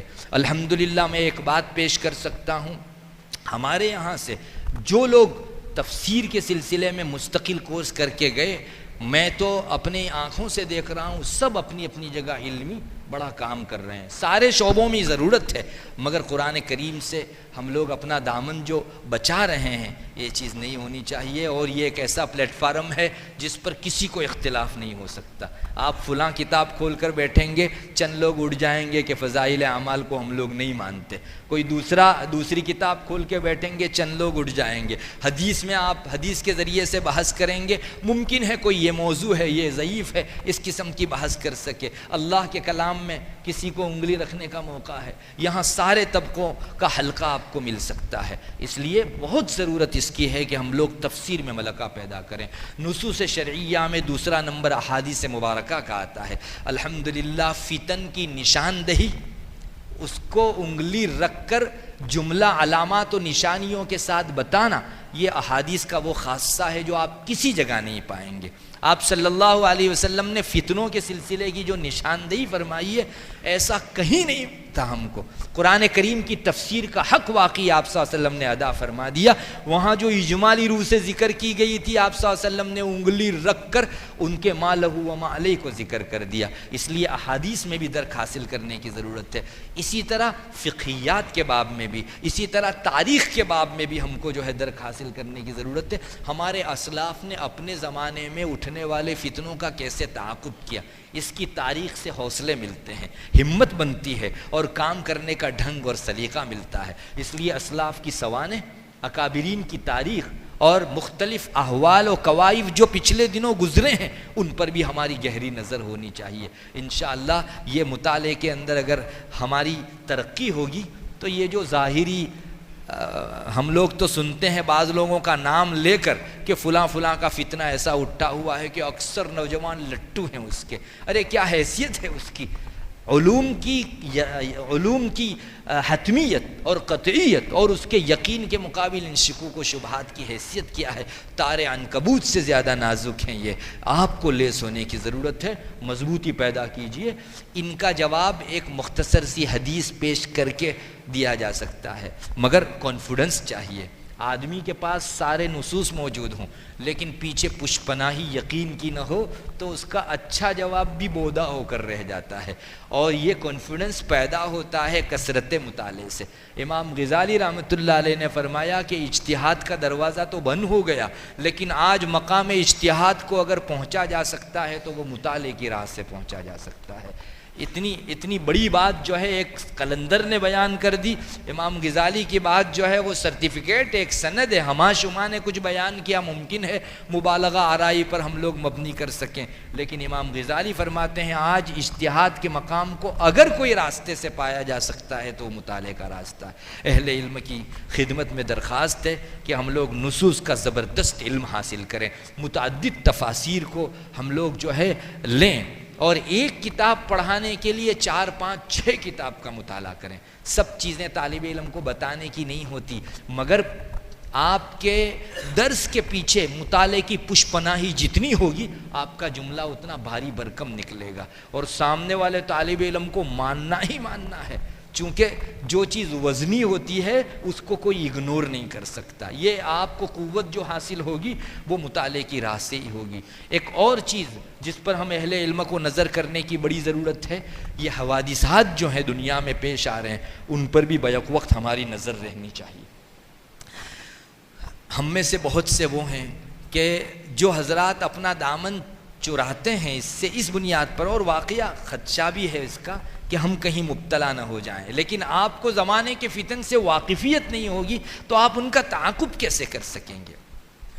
اب تو ایسے فتنے آ رہے ہیں کہ اللہ کی پناہ، اور شارٹ فارم اپنے اندر بہت سارے جو ہے فل فارم رکھتے ہیں، ایک پوری تاریخ رکھتے ہیں، ان فتنوں کو آپ لوگ کیسے جانیں گے؟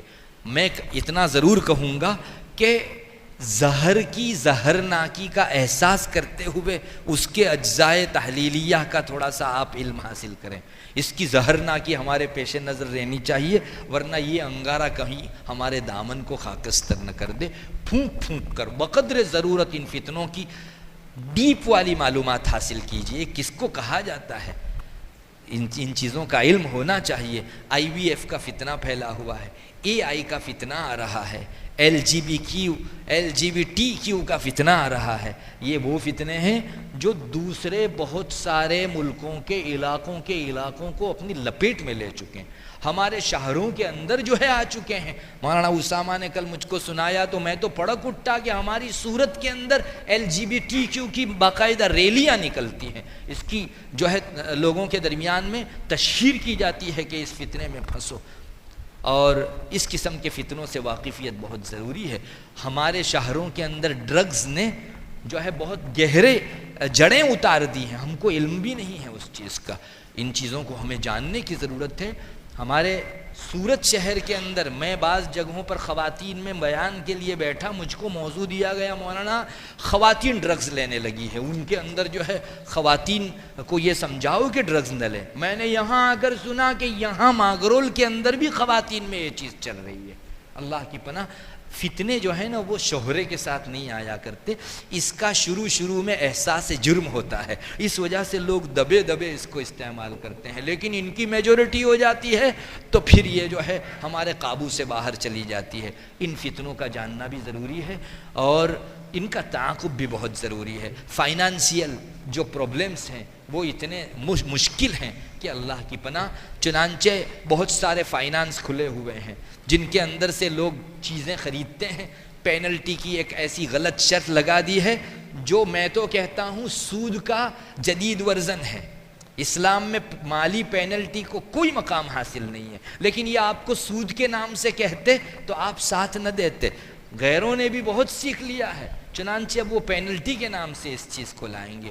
فکس بینیفٹ، آپ 25 لاکھ روپئے انویسٹ کر دیجئے، ہر مہینہ آپ کو 25,000 روپئے جو ہے نفع میں ملتے رہیں گے. 25 لاکھ انویسٹ کیجئے، ہر مہینہ 25,000 ملیں گے. ایسی دنیا میں کون سی تجارت ہے کہ جس سکے کی ایک ہی بازو ہو اور ہمیشہ جو ہے اس میں نفع ہی نفع ہوتا ہو.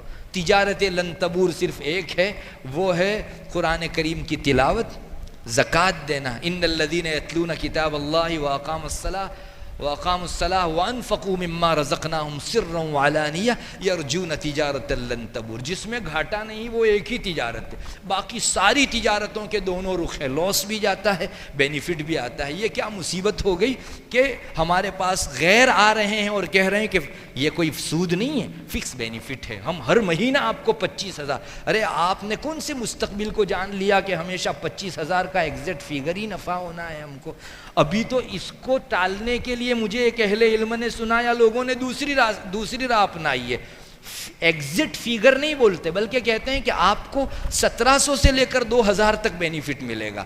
وہ یہ سمجھتے ہیں کہ ایگزیکٹ فگر نہیں ہے اس لیے ہم اس راہ سے چھوٹ نکلے. نہیں، نفع کو طے کرنا ہو نہ ہو یہی کس کو پتا.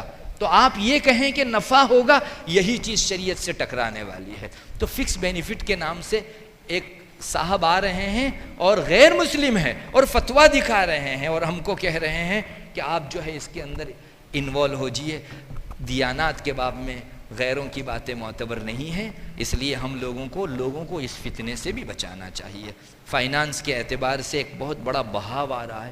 اب تو صراحتاً لوگ سود و انٹرسٹ میں پڑ رہے ہیں. کل تک مسلمان اضطراری حالت میں اپنی ضروریات پوری کرنے کے لیے شرما کر سود پر رقم لیتا تھا. آج مسلمان گھما رہا ہے، سب کو سود پر دے رہا ہے. مجھ کو کیا دو گے 2 سال کے بعد؟ میں اگر اس کو انویسٹ کرتا تو اتنا نفع ہو جاتا. تم کو 2 سال میں واپس جب قرض دینا ہے تو اتنا پیسہ مزید دینا ہوگا. کل قرض جر نفعا فہو ربا. جو قرض اپنے ورے نفع کھینچ کر لے آئے اصول ہے، دستور ہے کہ یہ ربا سمجھا جاتا ہے. اس لیے حضرات اہل علم کی خدمت کے اندر یہ بہت دردمندانہ اپیل ہے کہ ہمارا ایک بہت اہم ترین وظیفہ جو ہمارے اسلاف سے جیلم بعد جیلن صدرم بصدرن ہم کو آج تک ملا ہے اور ہماری ذمہ داری کا ایک بہت بڑا حصہ ہے. ہم لوگ فتنوں کا تعاقب کریں، ان کو بھانپیں، سر جوڑ کر بیٹھیں اور اس سلسلے میں اپنے وجود کو نچوڑ دیں۔ وہ جس تیزی کے ساتھ آ رہے ہیں فتنوں کے بہاؤ، آپ اگر ٹھنڈی کوشش کریں گے یا سرسری کوشش کریں گے تو مقابل میں ٹک نہیں پائیں گے۔ ایک بہت زبردست کوشش کرنی چاہیے، اور مسلمانوں کے دل و دماغ میں اس کے فتنے پن کو نصوص سے آپ بٹھا دیجئے، اور پھر اس کا علاج رسول اکرم صلی اللہ علیہ وسلم کی احادیث کی روشنی میں دیجئے۔ اس کو مانے بغیر چارہ نہیں ہے۔ دو چیز ہے، یا تو آپ مانو یا ایمان سے ہٹو، دو چیزوں میں سے ایک چیز ہوگی۔ اور مسلمان جس کے دل میں ایمان کی رمق ہے، اللہ رسول کی باتوں سے اس کو ایک پیار ہوتا ہے، اس عنوان سے سچی صحیح بات جب جاتی ہے، چاہی نہ چاہی وہ اس کو مانتا ہے۔ اس لیے ہمت ہارنے کی بھی ضرورت نہیں ہے۔ ایک چیز آخر میں یہ کہہ کر رخصتی چاہوں گا کہ حوادثات، یہ جو واقعات پیش آتے ہیں، فتنے ہیں وہ، اور ہمارے نصوص ہیں، ان دونوں میں تطبیق دینے میں کبھی کبھی دو آدمیوں کے میں اختلاف رائے ہو سکتا ہے، چونکہ ایگزیکٹ انگلی رکھ کر شریعت نے نہیں بتایا ہے کہ آج 1447 کے اندر فلاں تاریخ کو پیش آنے والا فتنہ یہاں قرآن کریم میں دیکھو۔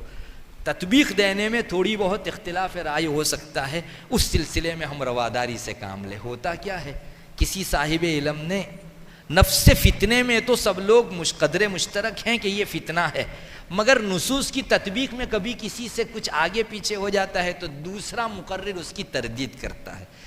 ارے آپ ان کو جا کر مل لیجئے اور کہیے کہ تھوڑا سا اس میں آپ نظر ثانی کر لیں تو اچھا ہے۔ ہوتا یہ ہے کہ ہماری اس ادھیڑبن کے اندر اور دست بدامن ہونے کے اندر نفس فتنے کا تعاقب کمزور ہو کر رہ جاتا ہے، اور عوام کو شے مل جاتی ہے ہاتھ رکھنے کی، انگلی رکھنے کی۔ ان کو تو فتنے میں پڑا رہنا ہے۔ بعض طبیعتیں گبریلی رہتی ہیں، گوبر کا جو کیڑا رہتا ہے اس کو خوشبو کے ساتھ جو ہے کوئی سروکار نہیں رہتا، وہ کسی نہ کسی طرح جواز فراہم کرنا چاہتے ہیں۔ مجھے تو تعجب ہے، آج تک تو جو ہے اسٹڈی سے علم حاصل کرنے والے مسلمانوں سے لوگ جو ہے فتویٰ حاصل کرتے ہیں، اب تو مفتی رمیش اور مفتی گنیش تک آنے لگے ہیں، وہ فتویٰ دیتے ہیں، مسلمان آسانی سے مان لیتا ہے، حالانکہ ہمارے دنیاوی امور کے اندر ہم لوگ اس سے ڈبل ٹرپل الرٹ۔ کوئی آپ کو آپ کے کینسر کی دوا راستہ چلتا آدمی دے دے، ہرگز استعمال نہیں کریں گے، وہاں 5 ڈاکٹروں سے مستقل فیس دے کر پوچھیں گے۔ تو ہم اپنے بدن کے تعلق سے اتنے الرٹ ہیں تو وہاں تو روح خراب ہوتی ہے، ایمان خراب ہوتا ہے۔ اس لیے تطبیقات کے سلسلے میں اگر تھوڑا 19-20 ہو جائے، آپسی سر جوڑ کر بیٹھ کر اس کا مداوع کر لیں، برملا لوگوں کے درمیان میں اس کی تردید کرنے کی وجہ سے عوام کو فتنے میں پڑے رہنے کی شے مل جاتی ہے۔ اللہ تبارک و تعالی یہ وظیفہ باتم میں وجوہ ہم لوگ پورا کر سکیں، اس کے لیے ہم کو مقتدر بنائیں، اور اس کے لیے جن سرمایوں اور آلات کی ضرورت ہے ہم سب کو آپس میں مل کر سر جوڑ کر اس سلسلے کی محنت کی توفیق عطا فرماوے۔ وآخر دعوانا الحمدللہ۔ دعا کر لیجیے۔ اللہم انت السلام ومنک السلام تبارکت یا ذا الجلال والاکرام۔ اللہم صلی علی محمد النبی الامی وعلی آلہ وسلم تسلیما۔ ہے اللہ ہمارے گناہوں کو معاف فرما، چھوٹے بڑے نئے پرانے تمام گناہوں کو معاف فرما۔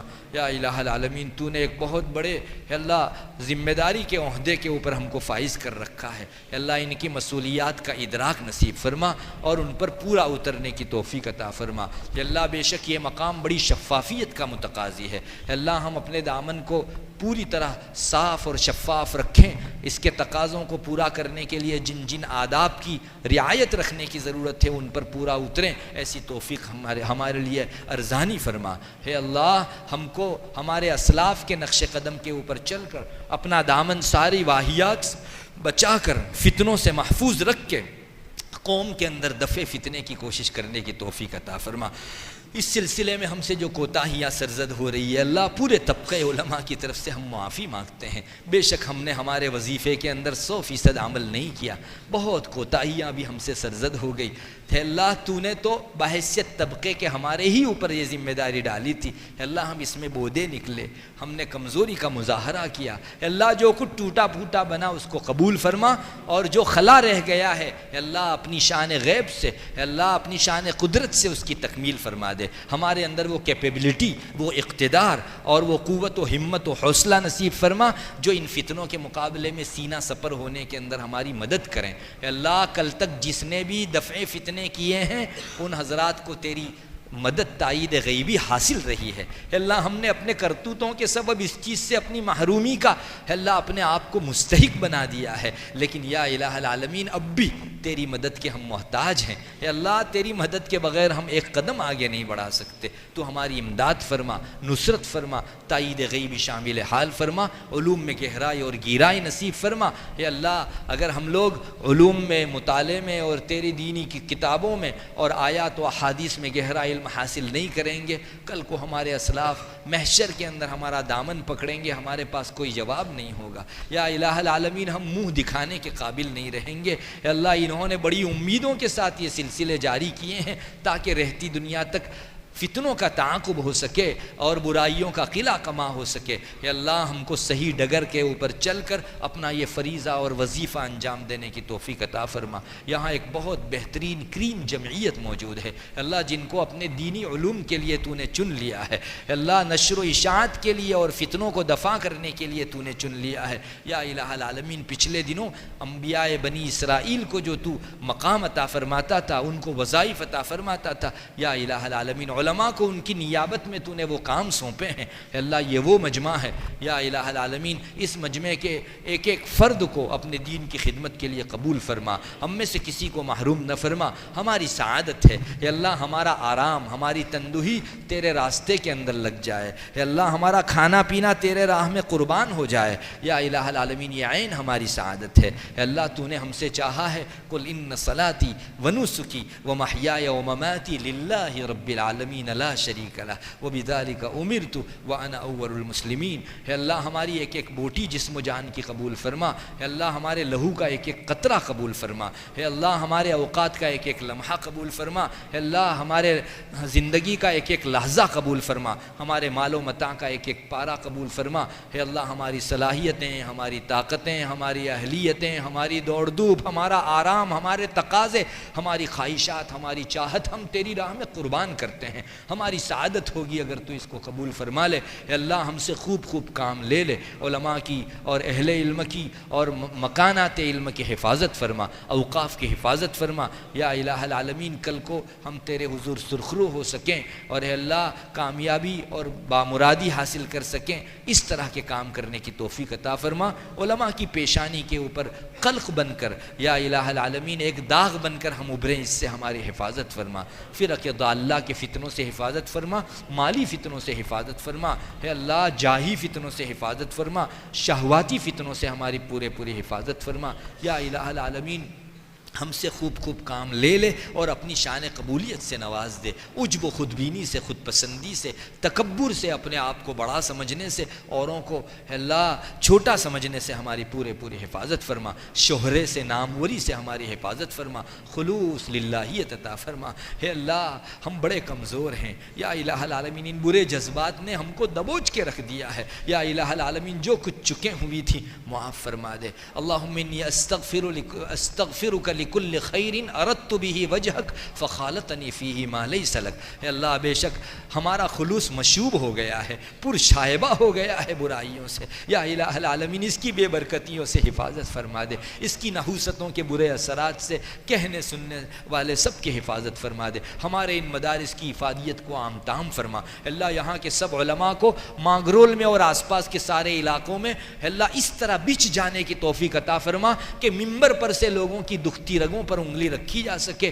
قرآن و حدیث کی روشنی میں ان کے درد کا درما فراہم کیا جا سکے، ان کے دکھ کی دوا ان کو دی جا سکے۔ اے اللہ اس سلسلے میں تیری امداد کی ضرورت ہے۔ اے اللہ ایک مرتبہ تیرا فیصلہ ہو جاوے گا، اے اللہ ہم کمزور بھی اسی طرح کام کرنے لگیں گے جیسے تیرے مقتدر بندے کام کیا کرتے تھے، جنہیں تو نے ہی حوصلہ بخشا تھا۔ یا الہ العالمین کسی کو ضائع نہ فرما، ہماری زندگی کام کاج بزنس میں اور دنیا بھر کے چیزوں کے کمانے میں لگے، اس کے مقابلے میں تیرے دین کے اندر ہم زندگی نچوڑ کر رکھ دیں، اس میں ہماری سعادت حاصل سمجھنے کی توفیق عطا فرما۔ اللہ آج ایک ہماری شکایت یہ بھی ہو گئی ہے، ہم اہل علم اپنے بچوں کو بجائے دینی علوم میں رکھنے کے اسکول کی تعلیم، عصری تعلیم میں اتنا پڑھا رہے ہیں کہ دینی تقاضے مجروح ہو رہے ہیں۔ مختلف ملل میں، مختلف اقوام کے اندر مستقل یہ تشویش کا باعث بنا ہوا ہے کہ ہمارے اندر اہل علم کی تعداد گھٹ رہی ہے۔ یا الہ العالمین اہل علم کی تعداد میں اضافہ فرما۔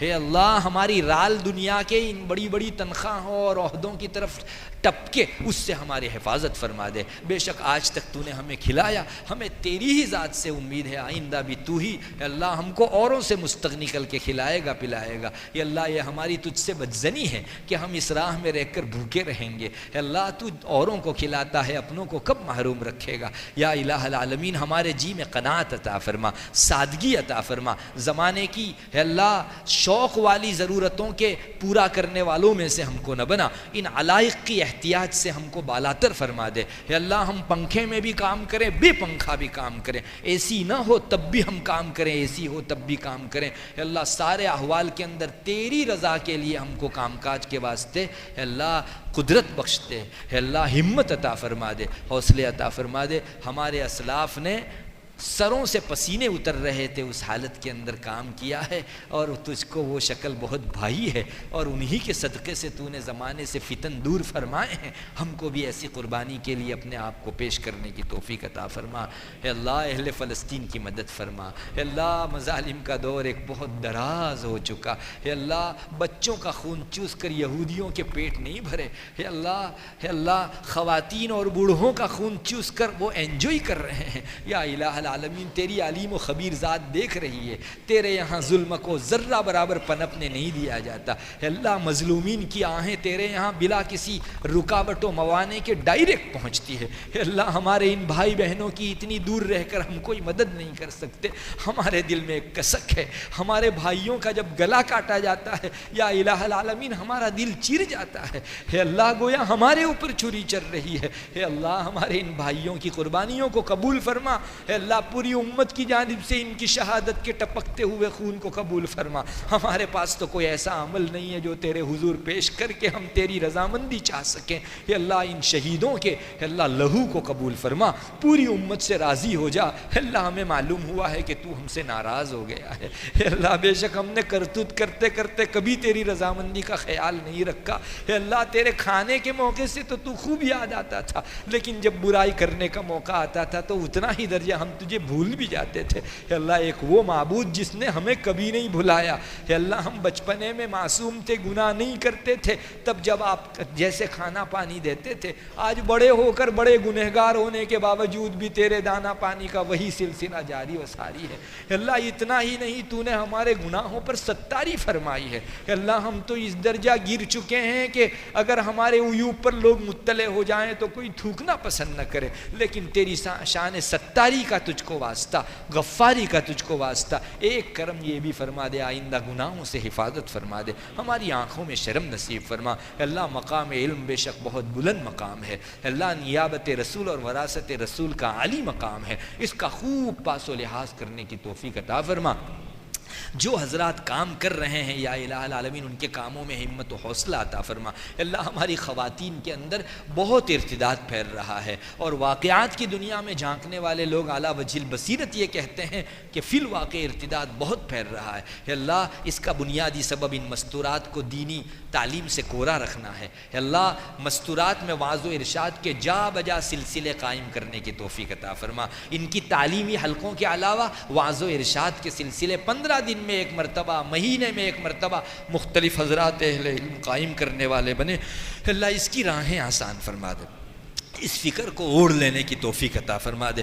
ہمیں یقین ہے یا الہ العالمین تیری یہ پیدا کی ہوئی صنف نازک اپنے دلوں کے اوپر سے آیات و احادیث کو گزارے گی، اور ان کے کانوں کے واسطے سے دل کے اندر تیری تعلیمات شرع پہنچے گی، ان کے اندر ارتداد کا فتنہ اپنے پاؤں نہیں پھیلا سکے گا۔ اے اللہ ہماری کمزوری ہے، ہم کو جو دینا چاہیے تھا وہ نہیں دے سکے۔ اے اللہ آج کے بعد عہد کرتے ہیں مستورات میں وعظ و ارشاد کے اے اللہ تیرے دین کی صحیح معلومات کے پہنچانے کے سلسلے جاری رکھیں گے، دنیا آخرت دونوں کو سدھار دے، تو ہمارا ہو جا، ہمیں اپنا بنا لے. اللہ آخرت کے ایک ایک مرحلے کو آسان فرما.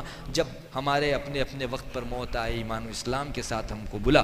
ان سارے مدارس کو آباد فرما. مانگرول کے سارے مدارس کو وحدت فکر ایک بہترین پلیٹ فارم پر جمع فرما. سب کو سر جوڑ کر اللہ اپنے درمیان میں پھیلنے والے فتن، برائیوں اور شناعتوں اور قباحتوں کی اللہ کا تعاقب کرنے کی توفیق عطا فرما. اللہ ہم کو طاقت و ہمت بخش. آپس میں ایک دوسرے کے ساتھ ہم آہنگی اور سازگاری اور ہمواری اور مناسبت نصیب فرما، ملائمت نصیب فرما. اے اللہ اس جوہر کے فقدان کی وجہ سے عوام اپنے حق کے تعلیم و تعلم سے محروم ہو رہے ہیں. اے اللہ ہم کو اپنے جذبات کی قربانی دینے کی توفیق عطا فرما. اے اللہ ہمارے اس کچے چٹھے کو آخرت کے اندر نجات کے لیے قبول فرما. ہم کو اسی سلسلے تعلیم و تعلم کے اندر، دین کی نشر و اشاعت کے اندر زندگی بھی پوری کرنے کی توفیق دے، اسی پر ہم کو موت بھی عطا فرما. اے اللہ بہت ساری ضرورتیں ہیں زبان پر نہیں آ پا رہی ہے، سب کے دلوں کے احوال سے تو واقف ہے. سب کے دلوں کی جائز تمنائیں اور نیک مرادیں پوری فرما. اے اللہ مانگرول کی اس بستی کے اوپر اپنی تجلیات و انوارات اتار دے. سب کو دین مقدم رکھنے کا جذبہ پیدا فرما. بے شک برائیوں اور منکرات کی روک تھام تیرے فیصلے سے ہو سکتی ہے. اے اللہ تو فیصلہ فرما لے، ہم کو ذریعہ اور واسطے کے طور پر قبول فرما لے. یا الہ العالمین چکوں اور کوتاہیوں کو معاف فرما دے. مسلمان دنیا کے کسی کونے میں جس پریشانی میں مبتلا اس کی اس پریشانی کو دور فرما. ہندوستان کے حوالے سے جو خطرات و خدشات منڈلا رہے ہیں آسانی سے ان کو ختم فرما. یہاں سر تاثر نظام اسلامی قائم فرما. سب جگہ تیری عبادت ہو، شرک و بت پرستی کا کہیں نام نشان نہ ہو. اے اللہ ہر جگہ تیری فرما برداری کے نقشے ہوں، تیری اطاعت کا سما بندہ ہوا ہو. اے اللہ گناہ کو اور عصیان کو سر چھپانے کے لیے جگہ نہ ملے. ایسا بہترین فیصلہ ہمارے ہندوستان کے حق میں بالخصوص اور دنیا کے سارے خطوں اور چپوں کے حق میں بالعموم فرما لے. دنیا اور آخرت دونوں کو سدھار دے. اللہم انا نسألک من خیر ما سألک منہ نبیک محمد صلی اللہ علیہ وسلم ونعوذ بک من شر ما استعاذ منہ نبیک محمد صلی اللہ علیہ وسلم. انت المستعان وعلیک البلاغ ولا حول ولا قوة الا باللہ. سبحان ربک رب العزة عما یصفون وسلام علی المرسلین والحمد للہ رب العالمین.